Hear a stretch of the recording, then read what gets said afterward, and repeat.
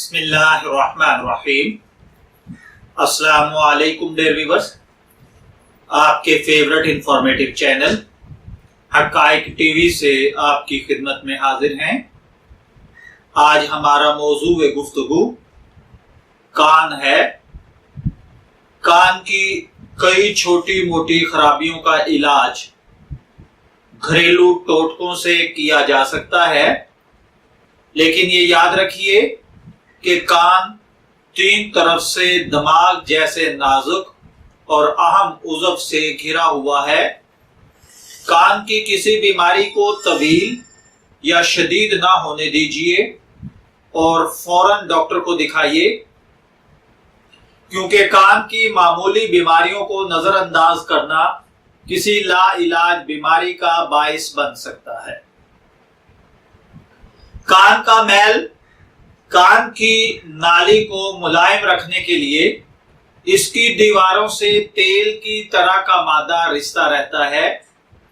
عام حالات میں یہ مادہ از خود خشک ہوتا رہتا ہے، لیکن اگر کان میں گرد و غبار پڑتا رہے تو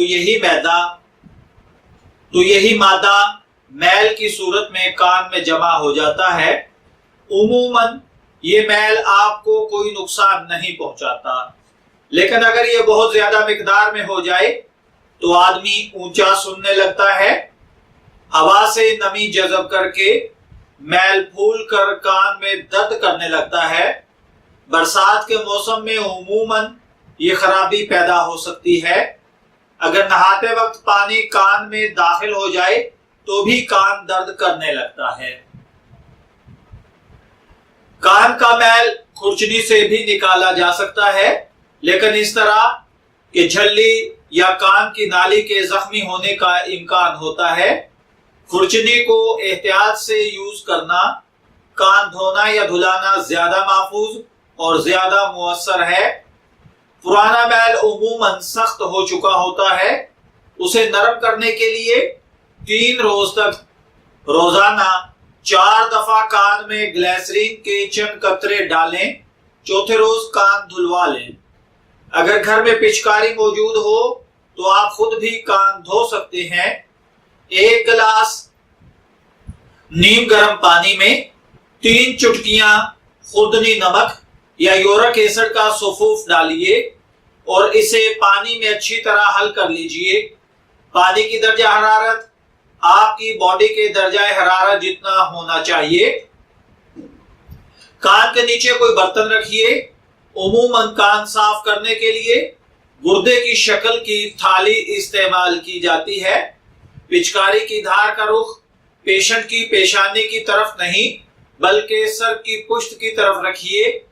کان کی نالی میں بچ رہنے والا مادہ اس پچکاری سے کھینچا جا سکتا ہے۔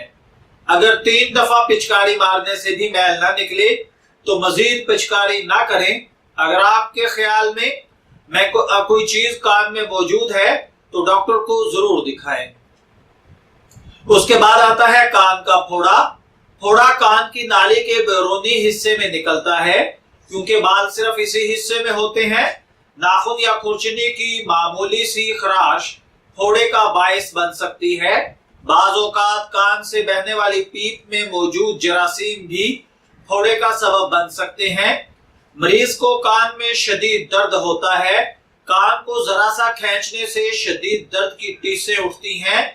یہ چیز پھوڑے کے درد کو کان کے دوسرے دردوں سے علیحدہ کر دیتی ہے۔ اگر پھوڑا نالی کی نچلی یا سامنے والی دیوار میں ہوگا تو کھانا کھاتے وقت کان میں درد کی ٹیسیں اٹھتی ہیں۔ بعض اوقات کان کے نیچے، پیچھے یا آگے ورم دیکھا جا سکتا ہے۔ عموماً سخت درد کی وجہ سے پیشنٹ کو بخار بھی ہو جاتا ہے۔ پھوڑا پھٹنے سے کان سے پیپ بہنے لگتی ہے۔ تو میرے بھائیوں، اگر کان کے اندر کوئی بھی پریشانی یا کوئی بھی کسی بھی قسم کا دانا، ہنسی، کان کے اندر شور کا آنا یا کان کے اندر مسلسل میوزک جیسی کوئی گھنٹی بجنا یا کوئی بھی چیز اگر آپ کے کان کے اندر مستقل ذریعہ بنتی ہے یا ٹینشن کا سبب بنتی ہے تو برائے مہربانی اس کو سیریس لیجئے۔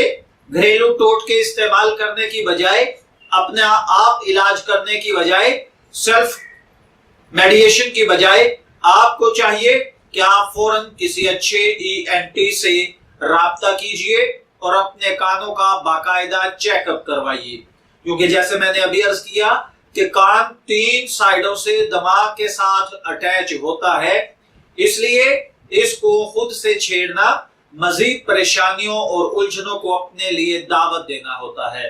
میں دعا گو ہوں کہ اللہ تعالی ہمیں کان کے امراض سے محفوظ رکھے۔